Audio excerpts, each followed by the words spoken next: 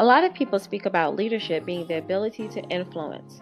Marsha Flemmings, however, challenges aspiring, emerging, and experienced leaders to live beyond influence and step into impact. In fact, she believes these days influence is cheap, but the cost of committing to impacting lives is what builds legacy. Having built a successful career in hospitality and tourism for 19 years, she has engaged her real-world experiences coupled with her fields of study in business administration and psychology of leadership to launch the Lead Her Coaching Academy. Her academy supports aspiring and emerging leaders create greater impact by improving their voice, vision, and making their value more visible within their organizations. With her corporate clients, she supports their leadership teams in designing and embodying a leadership identity that fuels success, mastering recruitment and retention, and implementing succession plans that support longevity. As a speaker, she has shifted audiences beyond motivation and into action. As an author, her books have propelled her readers into building personal and professional legacy and living a more intentional and impactful life. An alum of Cornell University and University of Technology in Kingston, Jamaica, she continues to show her clients and readers how the professional growth and personal fulfillment they desire comes through living a life of impact. They leave knowing that the life they live becomes their legacy. Let's welcome Marsha Flemmings. Hi everyone, thank you so much for joining me for this series. I'm super excited for our next guest. If you don't know, I am Dr. V, your brilliant solutionist and executive coach consultant for highly achieving, highly ambitious, and the elite. So that is very important because I run with an elite crew. So today I am talking to my EA. This is my Earth Angel, and maybe one day I'll get into what an Earth Angel is, but a very special person who's been placed in my life. And I'm just going to be transparent. We've literally talked for an hour before we hit record. That's a true Earth Angel right there. We had to share some things, and this lets me know that she's the perfect person to have on this day for this episode. So welcome to my EA, Marsha. Thank you. Thank you so much for having me.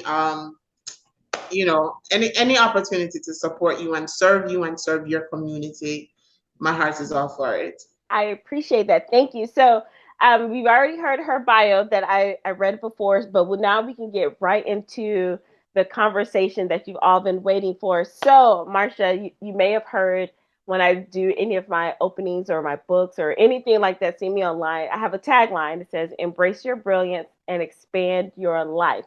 And I think I know what it means for myself. Well, I say I know what it means for me, but I want to hear your thoughts on that. So when you talk about embracing your brilliance and expanding your life, one of the things that comes to my mind is actually how I met you, right? And so for your audience, we met back in 2018, which was a year that I had committed that I was going to accomplish very specific things. And I usually used to set goals, but it would be wishy-washy. Sometimes I'd really go after it, and sometimes it would just kind of just be sitting there. And 2018, I was laser focused. And one of the things that I did was to attend 3 conferences, and I had very specific intentions. And so I met you at the very last one in October or November of that year. It was right around my birthday. And that was a conference for speakers and writers and that kind of thing. And for me, it comes to mind because embracing your brilliance, that's actually what I was stepping into. You know, I had been writing since I was 7 or 8 years old. Literally have the first book my mom gave to me where I started writing poetry. Oh, wow. And I had always said I was going to publish by the age of 23. Don't ask me why at 8 years old I thought it would take me that long.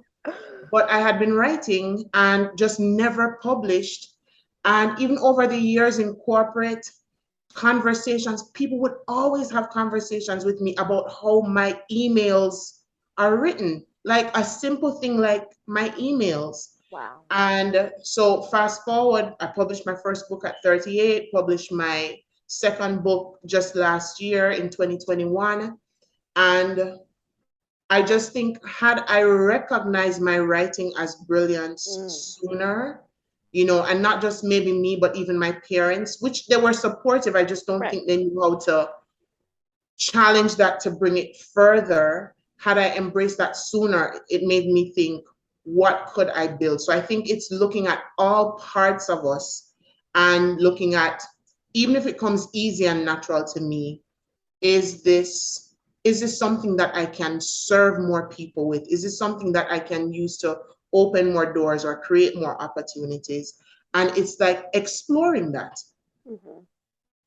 I love that you said the part about your parents. Like they gave you the book, but they didn't know how to really cultivate in that direction. And that leads me to when I've done some research about different types of brilliance. And what I came up with, there's a learned brilliance and there's a born brilliance. Yeah. And born brilliance, natural gifts and talents that I believe God gives us. And learned brilliance, it could be associated with your natural gifts and talents, but you probably went to school for it or got a certification for it. So, can you tell me, expound more about the brilliance you were born with, the writing, and then maybe how you transitioned, or if you transitioned to some type of learned brilliance? Does that make sense? So yeah, I've definitely transitioned. So that's something from me that I call born brilliance, my writing Mm-hmm. ability, right? But because you're born with it doesn't mean you can't cultivate it, you can't work on it, you can't perfect it, you can't try to make it better. So I think, generally speaking, how we're socialized, there seems to be more of an acceptance and embracing and promoting of our learned brilliance. Mm. Go to school, study hard, find a good job, build a career, all of those kinds of things. That's really how we're socialized. And fortunately for some, there may be a recognition of that born brilliance, and they go and do the education that supports that. But Mm-hmm. for most people, that's not the case. That's not what happens, right? So I think that our ability to identify both and look at how can I cultivate both, is there a place where they intersect, right? And then look at how can I use this to, again, I'm always going to go to how can I use it to serve more, how can I use it to open more doors, create more opportunities for myself and for others around me. I'll give you another story. My son just turned 6 years old the end of August last month, and when he was just turning 2, one day we took him outside. Now, he had a soccer ball all along, and we would normally be inside the house, but we took him outside on this particular day with the soccer ball. And there was this huge yard in front of where we live. And he took the ball and he dribbled the ball.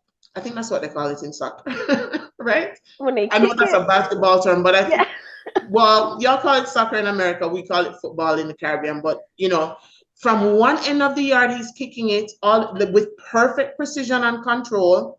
And when he gets to the next end, he turns around and does the same thing. And when he gets back, he does his little dance and he's, cheering himself on. I still have the video of it today. And in that moment, my husband and I, we turned and looked at each other and we're like, that's not, there's something different about that. And in that moment, we decided when he gets a little bit older, we're going to put him in soccer. We're going to see what happens. So fast forward, just this summer is the first time we put him in a structured soccer camp. Mm-hmm. And the first camp was focused on just having fun, everybody competing. It wasn't so much focused on training the skill, right? Right. And we didn't know that walking in, we didn't understand that. So, however, the season lasts, there are like 7 or 8 games. His team wins all but one game. And in every single game, including the one they lost, he was the lead goal scorer for his team. Wow. And I mean, like, every week, all the parents, like, everybody knew his name by the second week. That's how naturally good he was on the field. And it showed, and I'm not saying, oh, he's better than every other kid, or it's just in that particular thing with those particular kids, his natural talent really stood heads and shoulders above. So we moved him into a different organization now that really focuses on training and cultivating the skill, because we want to support his born brilliance. Mm-hmm. So the first week we take him, that Friday afternoon, the gentleman who was facilitating, he comes over at the end of training and he says, can you bring him on Monday? And when you get here on Monday, I'll explain to you why. he's only supposed to come on a Friday. Okay. I take him the Monday, and they train him. And at the end of training, the gentleman says, listen, I facilitate for the company you've signed up with that you work with on Fridays, but I see something in him, and this is what we offer. And I'm not telling you have to leave that program, but I just want you to know this is what we offer. This is how kids can, grow in this sport. This is how they can get visibility, all of these things. And he's like, I see the talent that he has. So for me, it's understanding that there's a place for both our learned brilliance and our born brilliance. And there are places that the learned brilliance may not intersect with the born brilliance, but you can figure out, how can I use both? How can I use the learned and the born, even in the places where they don't intersect?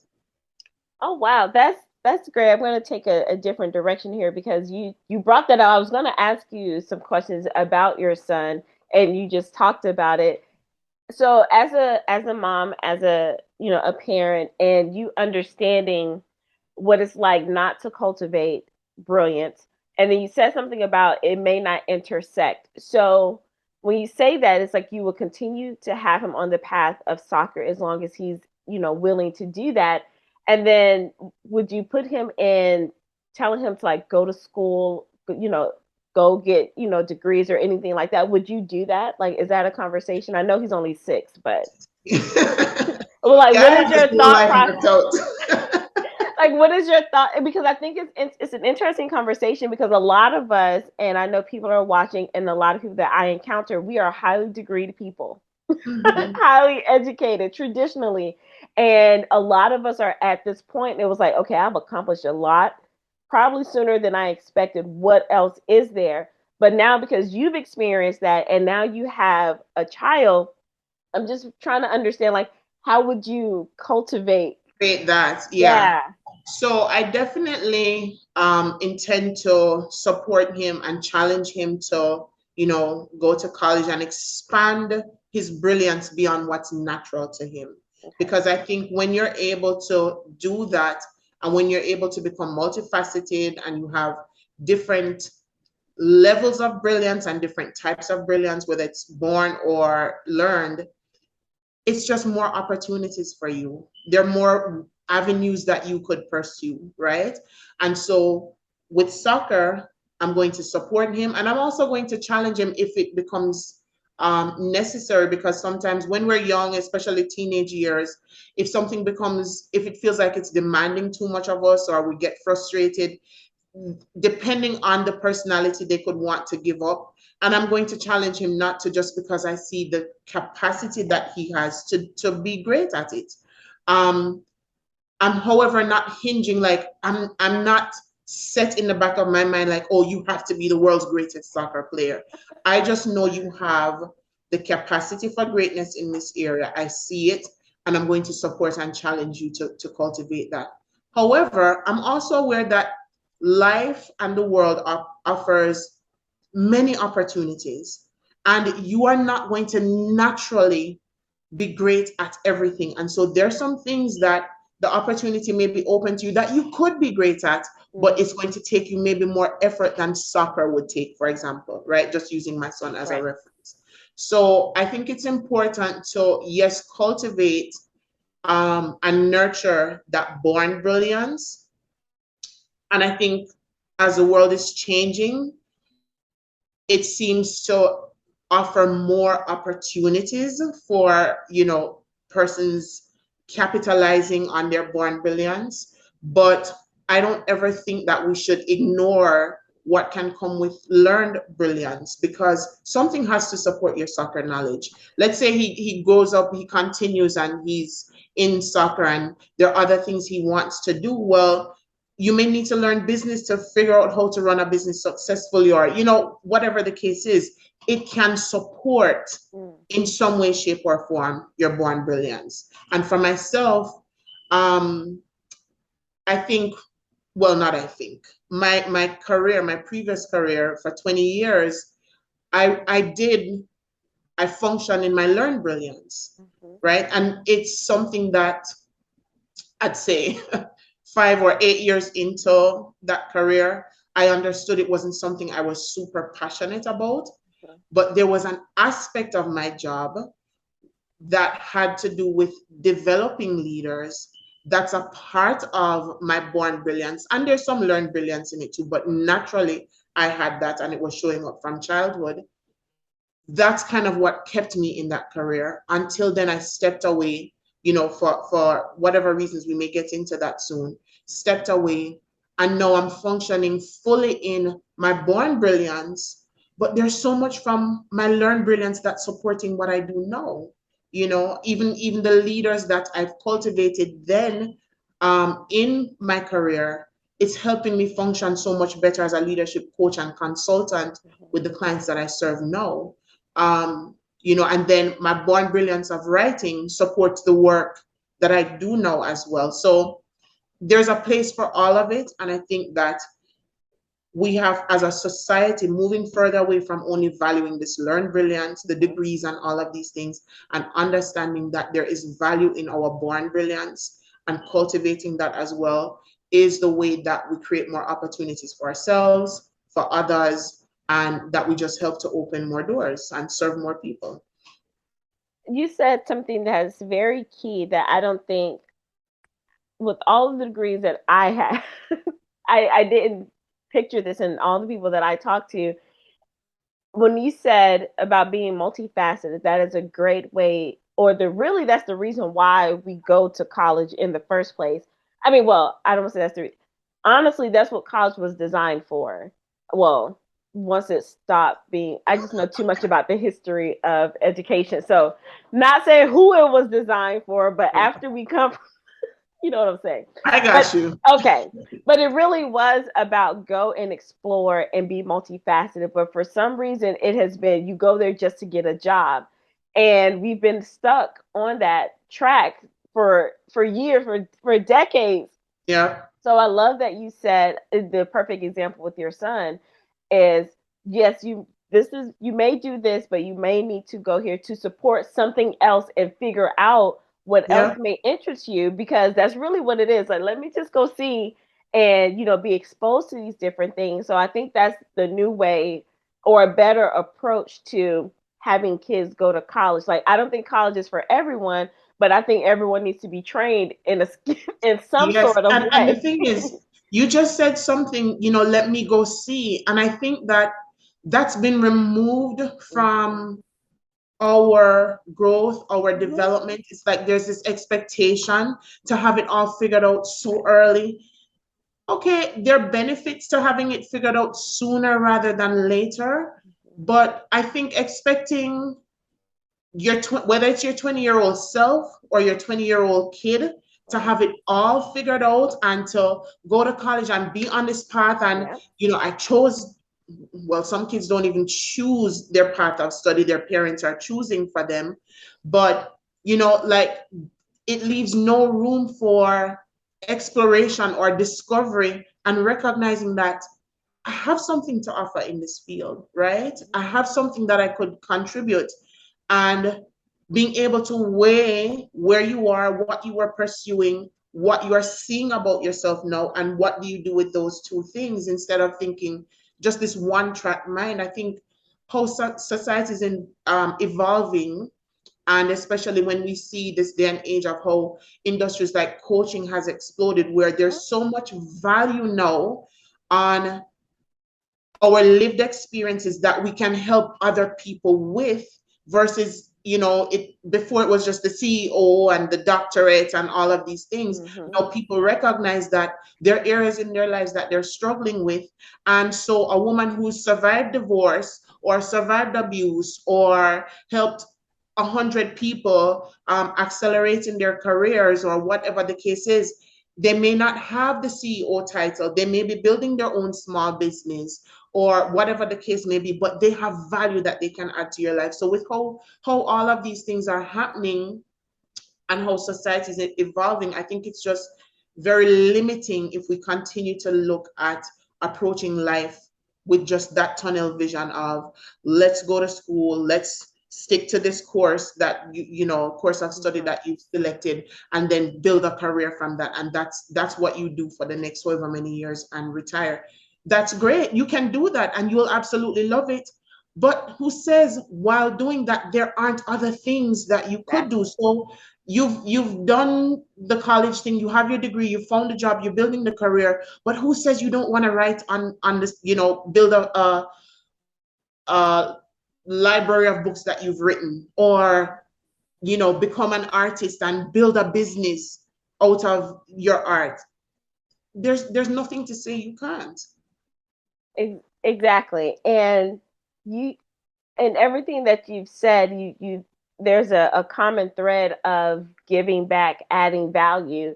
And that's really what our gifts are supposed to do, supposed to give back. But I think we've become selfish, especially in our learned brilliance. Like, well, let me get this knowledge so I can make more money or have this career for my family. And there's nothing wrong with that. But again, it goes back to that limited mindset. You're limiting your brilliance because you're just so focused when your brilliance is, it really isn't for you. Yeah. And I think the sooner we learn that, the better the better things Yeah. will be. Yeah. And Your brilliance serves you, but it's not for you. It's really for others. oh, I Yeah. love that. Your brilliance serve you, but it's not for you. Oh, Mm-hmm. that's great. I love that. So when we connected about this interview, I was talking about my S.T.E.A.M optimization method, going from resume to reinvention. And although I had another conversation, it was really more about staying relevant, but that's another topic that I need to explore. But in that transition is really about transitioning, and I talked about a skill set, time, energy, ambition, and money. And when I looked at you, I was like, well, you're really good in the skill set of, I think, leadership and then ambition. So I want you to talk more about your path or your role into leadership. And you hinted a little bit about it, but talk more about that. You mean leadership in my previous career? Well, you can do both, previous and then how it led you, because you had the resume, you had the job for 20 years and things like that. And then you reinvented yourself and now you're a leadership coach, strategist. And so I want you to talk about that path of your reinvention. Mention. Mm-hmm. Oh, I got you. So the thing is, I don't know that I even set out to reinvent myself. So just for the listeners, the backstory really quickly is that I built a 20-year career in hospitality and tourism throughout the Caribbean. I worked for the Caribbean's largest luxury included chain of resorts. And I started in my home country in Jamaica and had the privilege of the first half of my career being promoted on average a year and a half, that first half of my career. And so it brought me into different islands working with that company. And the last half of my career, I really focused on developing other leaders, young people that came in and I saw the potential for them to grow and to excel and to become more. And it wasn't something that I had to think about. It just came naturally out of me. Ever since I stepped into management role, because we make that distinction between management and leadership. Uh-huh. Ever since I stepped into management roles where I had the opportunity to make decisions about, who gets promoted, that kind of thing, it was always in me. Once I recruited someone, it was always, okay, I'm going to prepare you for what you need to do. We're going to figure out how you excel at it, and then we're going to figure out what's next. I never ever wanted to see somebody stay on the same level. Like, if you're working with me, we're figuring out how you are getting great at where you are and then how we're getting you to the next level. And I don't know that it was conscious for me even in the first half of my career, but that's what I had been doing for myself. Like, as soon as I got to a place where I had been doing it, I had, for want of a better word, mastered it, but I had reached what I felt was my highest level of contribution in that role. I then needed to challenge myself to do something else, to do something greater. And so I would pursue opportunities.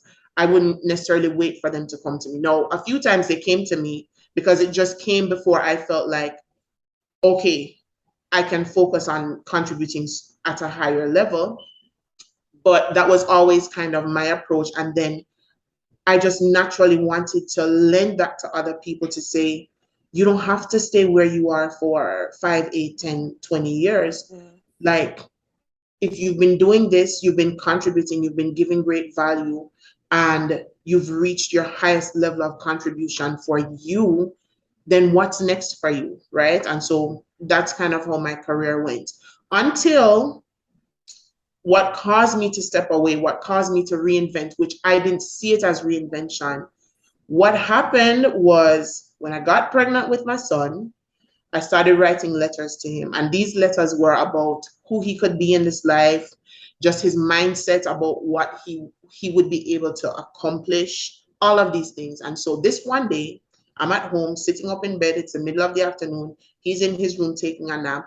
And I'm sitting up in my bed writing another letter because I was handwriting them.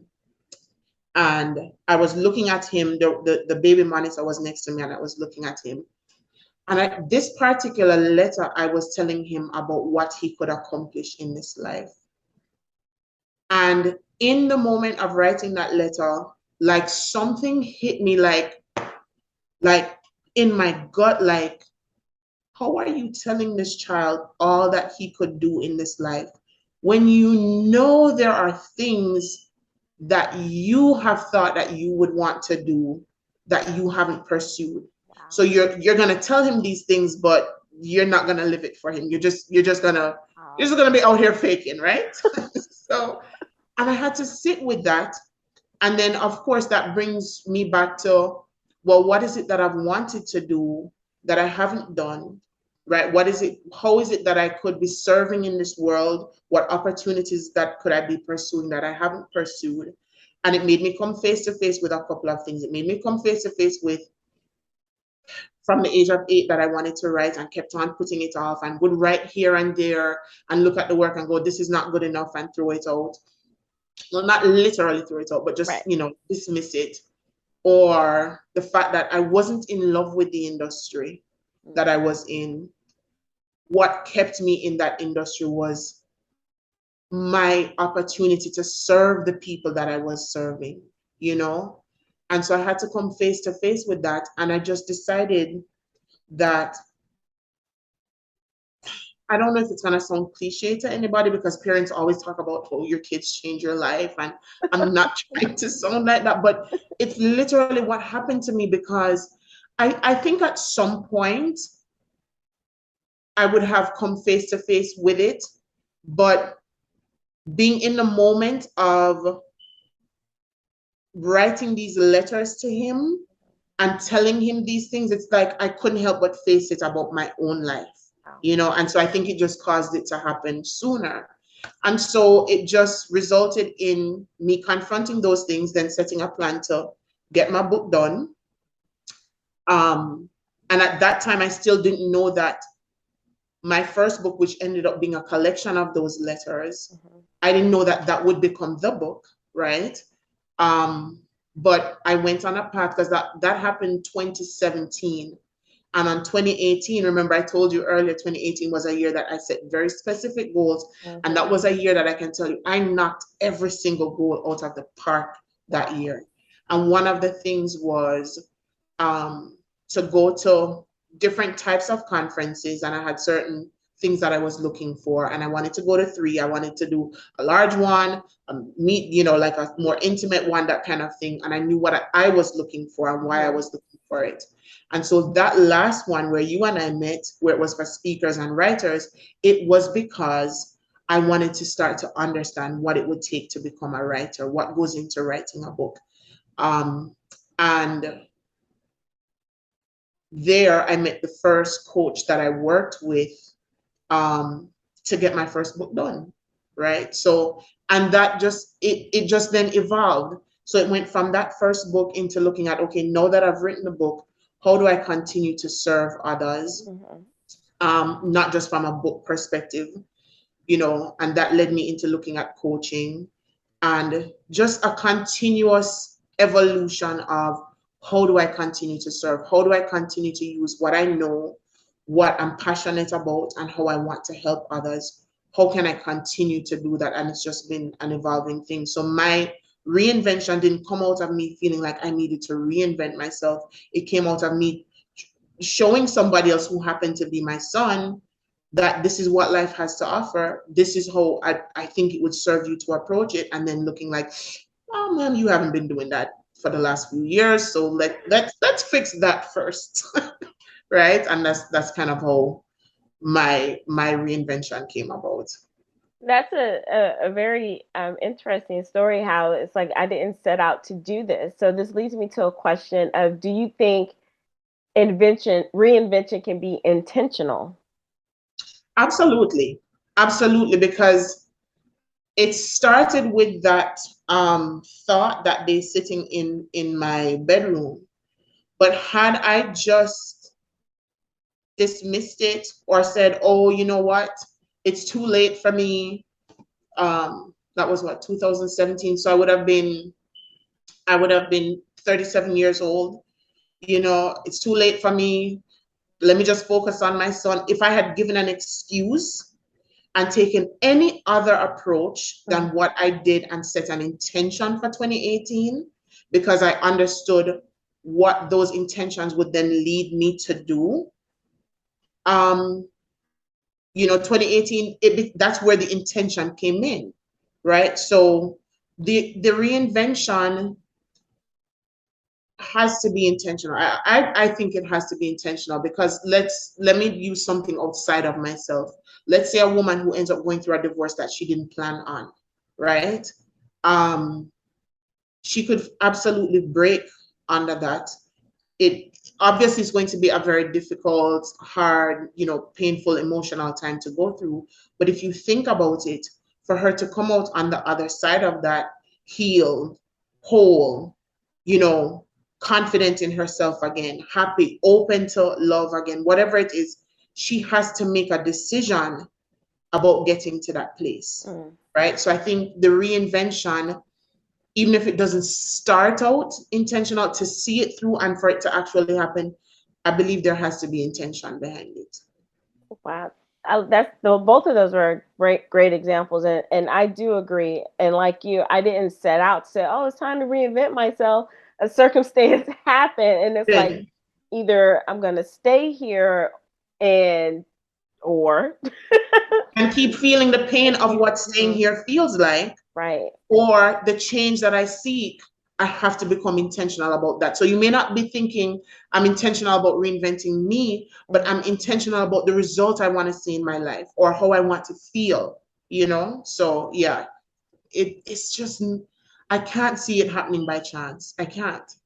Right. And that's true, because now as I'm sitting here thinking about it, it was like, well, if a situation happened, then either like if it's a job, well, I can go back and get the same job, and you can stay in that place, but then there's your opportunity to say, wait a minute, like you said, the true results that I desire, let's go after that. So I don't think I've ever looked at it that way, but it is based, you reinvent based on the results that you desire. Absolutely. I'm gonna have to make sure I write that down when I go back and do that. That was so good. Thank you for that. So shifting gears, we talked about the conference, and you said 2018 was the first time you got a coach, or did you have one before? That was okay. So that was the first time. Okay, so you've already had success. You've been a leader in roles, helping other, in a sense, coaching others without the title of coach. Coach. So what was it that made you say, you know what, I think I need someone to coach me or guide me, even though you were already successful? So again, it kind of goes back to the question that you asked earlier when we were talking about learned brilliance and born brilliance, right? So I was functioning in my career in an era that by that time I knew like the back of my hand, and I was functioning with ease. Some elements of it were natural to me, some were learned, whether through my time in college studying business administration, or when I studied with Cornell University psychology of leadership, whatever the case is, or it could be my actual experience working with that organization, because those real life teaches you to, right? So that's learned brilliance. But I understood that I was stepping what I had set my sights on in terms of publishing a book. And by that time, someone had said to me, you know what? I've gone through this coaching certification. I think it's something you would be good at. You should look at it. Um, and I didn't really know what coaching was at the time, right? And this had happened just before I had gone to the conference. So I really didn't know what it was. And I started exploring it. And I understood that, okay, I don't know anything about this world. I know how to write. I write well, but the act of publishing a book, that's not something I know. So that's something I have to learn. And I need to learn that from someone who knows how to do it.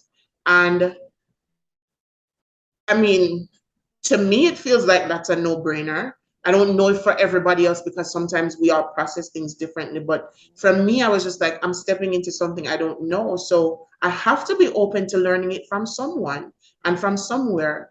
And so that was, I didn't have any hangups about that. There was no reservation in it because I was already leading, didn't mean I didn't know how to submit myself to someone to learn something from them, and so that was kind of a given for me that that's what I was going to do. And I've been keeping a coach since then, right? But it just depends on what I need and what my focus is in a particular season of my life, and what's the result that I'm really focused on. No, that's going to guide where am I getting my learning from, who is feeding me, who's teaching me. And whether that's a coach or let's say I go back to study or something like that.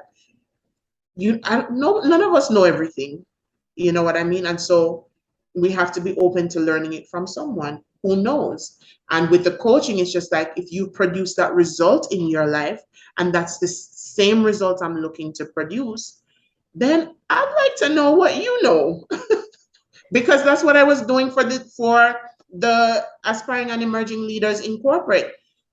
I knew certain things that my experience had taught me, and I was teaching them, and they were benefiting from it.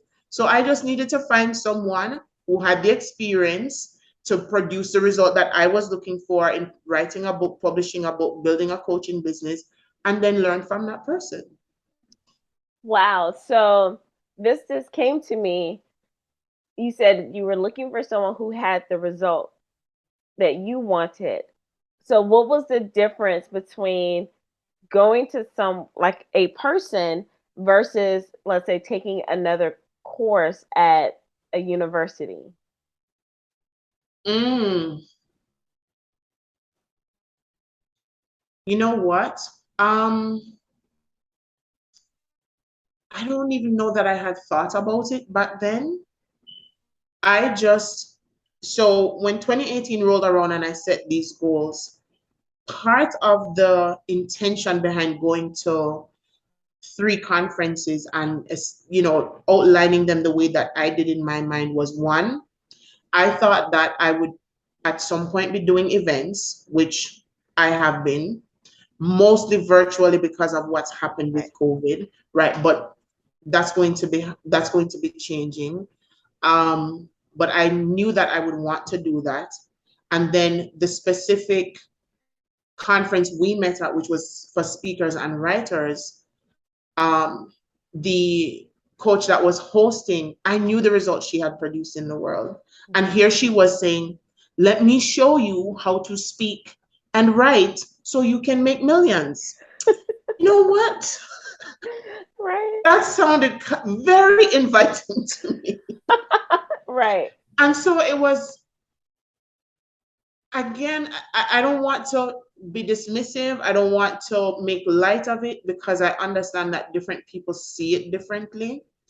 And maybe it's just the way my brain thought about it, but I just identified, okay, she's produced this in the world, and this is what I would like to figure out.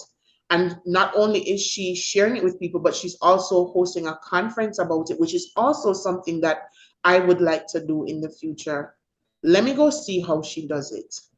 Let me go hear what she has to say and figure out how I can use what she has to offer. And so at that time, it never crossed my mind.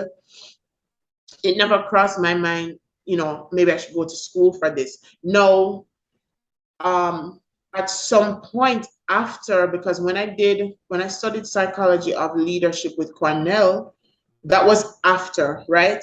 And me doing that was me recognizing that in as much as I've been living leadership, I've been teaching leadership, I've been coaching leadership, I want to also continue to grow in this area. And so I look for different places to learn that from. So I'll go to an institution like Cornell, or I'll follow someone on YouTube like a Craig Groeschel who has a leadership podcast, and so I'm learning from these different places, and I don't always agree, right? But it exposes me to how other people think. It exposes me to maybe sometimes you hear something you disagree with, and then you start to clarify why you disagree and why you take the position that you have.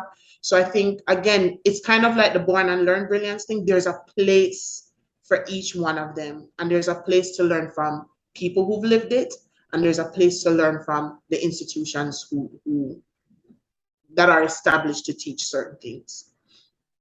Those were great. I've never asked that question that way. It just came to me in this conversation because I was like, why wouldn't we go, like, with all the knowledge we have about traditional institutions and traditional education in certain spaces, like I know I didn't want to go get an MBA, to learn about business. So it was like, well, what else can I do? But I think for a lot of us, and we have a similar frustration about people in this coaching space, but I think we've answered the question we talked about before we jumped on, is what is the result that we were looking for and who had it?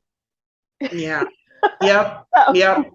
And the thing is, people in the coaching space specifically, in life in general, but we're talking about coaching, because I know people have had coaches who they feel like didn't give them any value, they didn't deliver what they promised and that kind of thing. And I think there's always a lesson in everything, but and yes, there are some people who present what they have to offer as more than what it is, but I think a bit of due diligence and really kind of doing your homework, whether that's a conversation with them, because a website can look really good and be really fancy and has recommendations, but you don't know. So you know what it is you'd like to the result you're looking for, what the dream is for yourself. So whether it's a conversation with that person, or because social media and all of these platforms gives you so much access, look at what they're talking about, listen to them, hear what it is that they're having to say. You'll be able to before you spend $1, you'll be able to decipher, is this somebody that really has something of value to contribute to me? Because if you're listening to them and you're not already learning, you're not already getting something that causes you to stop and think or reevaluate just from hearing them speak in an interview, on an IG live, on a Facebook live, on YouTube, whatever they have going on, then if that's not happening, chances are you want to be working with somebody else. And it's not to say they don't have the value to contribute, but if they can't even offer you value for free, then it speaks about their spirit and their spirit of giving. And then when you invest with them, is it going to be kind of like, okay, you signed up for this is all you're getting, bam, goodbye? Or do you want an experience where you really see that somebody's pouring into you and there is no limit to the pouring of information that they're giving to you? right. I hope that makes sense. It does make sense. And I just find it interesting that a lot of us will go to college or sign up for a college course for something, and you don't get everything. But Listen, that's a whole different conversation, because the truth is, one, some of the information is not real world applicable, right? Some of the information is stuff that's we've been taught that for decades and decades and decades, and it's literally obsolete in real life now, but we pay for it. People put themselves in debt for most of their adult lives to repay student loans, right? And all of these college debts. But here it is, somebody who actually, you can look at their life and you can see the result. You're seeing them host this conference. You're seeing them enroll scores and hundreds of people. You're seeing them produce these books, and you're seeing the reviews on their books. You're looking at the evidence that they're producing in their life. And because they don't have a title, because they're not the professor, you think it doesn't have value. I mean, it's thank God for how things have evolved. I think it's very clear there are different examples of, people who have much more visibility than you and I do, that it's ridiculous at this point to think that you can't learn from someone else. It seriously is. If you have a good mom and dad who went beyond contributing and like actually talking to you about life and guiding you, they were coaching you. They were. They were coaching you, right? No, we're just talking about different types of results. You want a result for your business, you want a result for your career, you want a result for your healing, your spiritual journey, whatever the case may be. Like, somebody has produced that result in your life, right, multiple times sometimes, and they can help you. Exactly. I love that approach. I'm going to start saying that too. It's like, look, this is what you want. And that's it. So speaking about this is what you want, I know we kind of hinted at, your role, but can you talk to us specifically about what you do, the value that you have, books, programs, anything like that? Can you share Okay. So, for the listening audience, I'll talk about what's now. Anybody that's watching this in the future, I promise you, something's gonna change, right? I'm always evolving. I'm always open to looking at where I'm serving, how I'm serving, and if that is what I'm called to do in that season. But right now, my heart is really for aspiring and emerging leaders and some experienced leaders who are open to understanding, open to learning more and growing more and serving in a different way and impacting in a different way. But I help these aspiring and emerging leaders. I help them to improve their voice and their vision within their organizations, also their visibility, because a lot of people they have what the organization needs, but they're so good at hiding, they're so good at not speaking up, they're so good at thinking if the company saw my value, or if they wanted to promote me, they would give it to me. A lot of them think, oh, my manager doesn't like me, that's why I didn't get the promotion, instead of understanding that, there's a responsibility you have in terms of pursuing the vision that you have for yourself. So I help them improving their voice, their vision, their visibility, and then ultimately their impact and their income, because I want them to do all of this so that they can get the promotion, right, so that they can have greater impact. The people around them, they understand more of how to serve them, because this concept, especially in customer service, about the customer is always right. I'm not going to say I disagree with it, but my focus has always been on my team. It's always been. And it's so weird that I function in hospitality and tourism, which is meant to cater to the customers. Mm-hmm. But the part that would get me up out of bed every morning would be the team that I would serve, because I was so concerned about making them great at what they do and giving them all that I know, and then helping them get to the next, like looking at what's the next level for them and getting there. And I've just brought that into my coaching space. And it's evolved because at first I focused on career acceleration. Mm-hmm. And what I offer now moves more into, it still gives you career acceleration, but we're going to be diving into one, okay, so you got the degree, you have your eyes fixed on this title, you have your eyes fixed on the corner office, but who do you need to be before you step into that? Who do you need to be to even achieve that, right? And it's not just oh, I need to be disciplined, I need to be focused, no.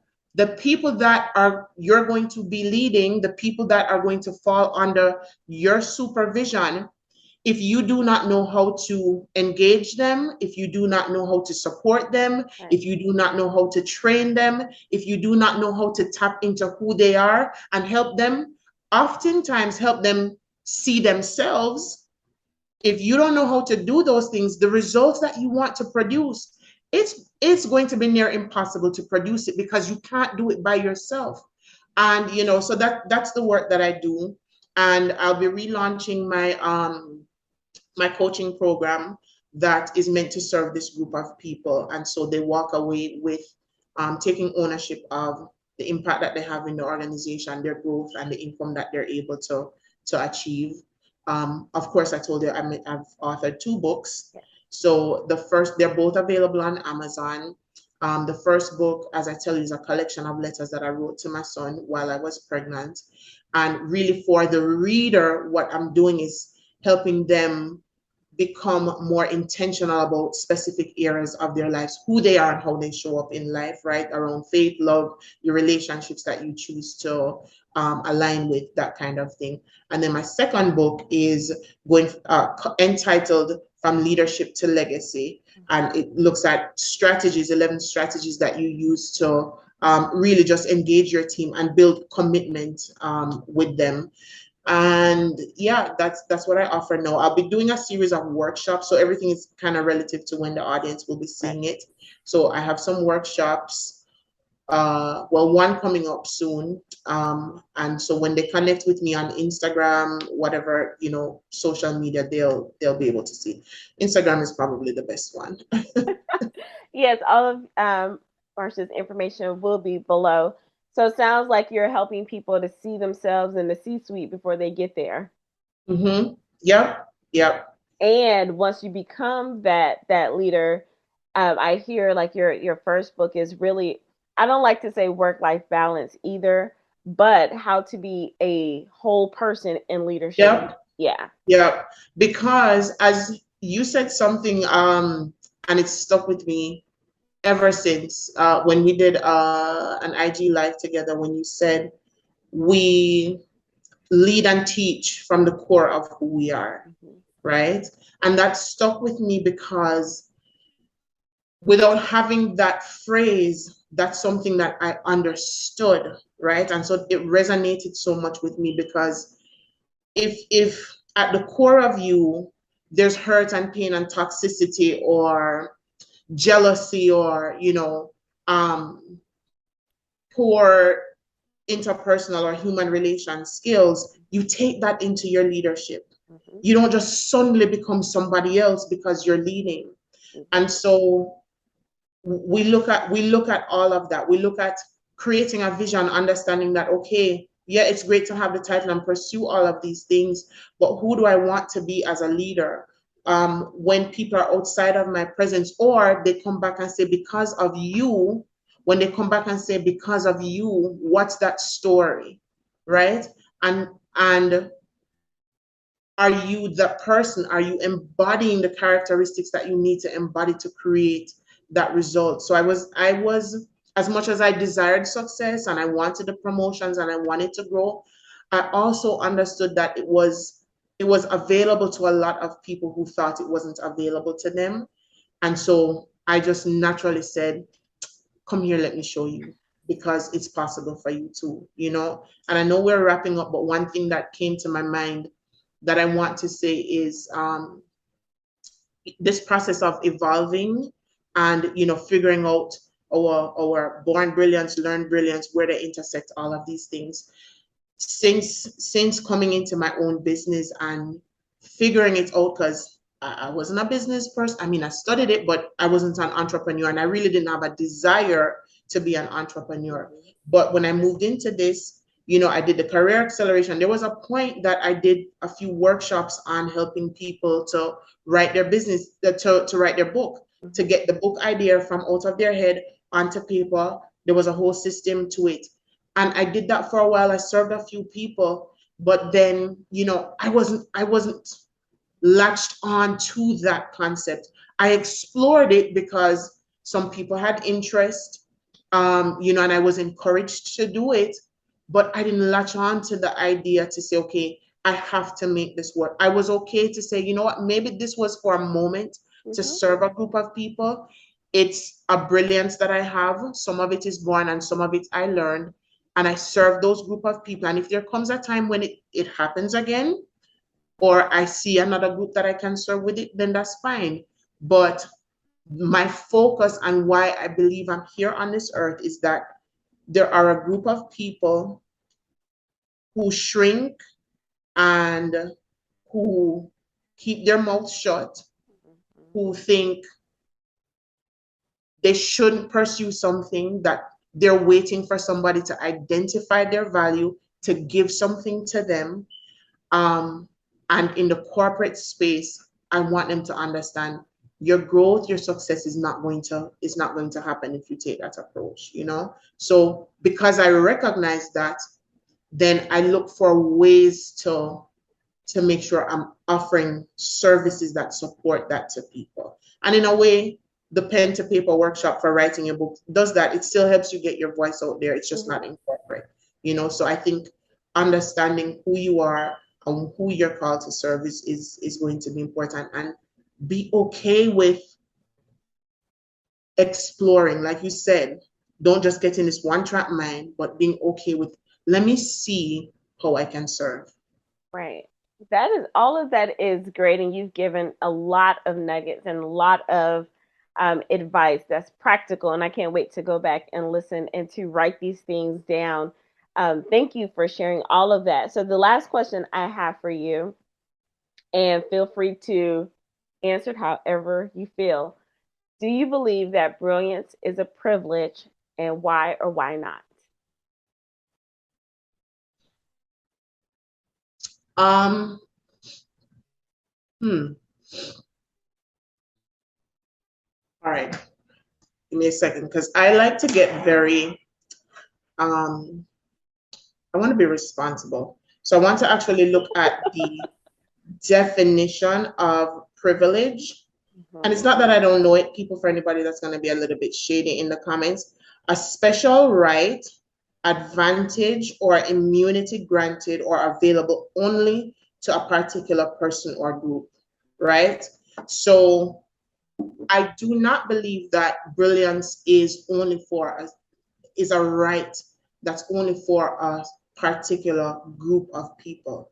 I think that we all have brilliance.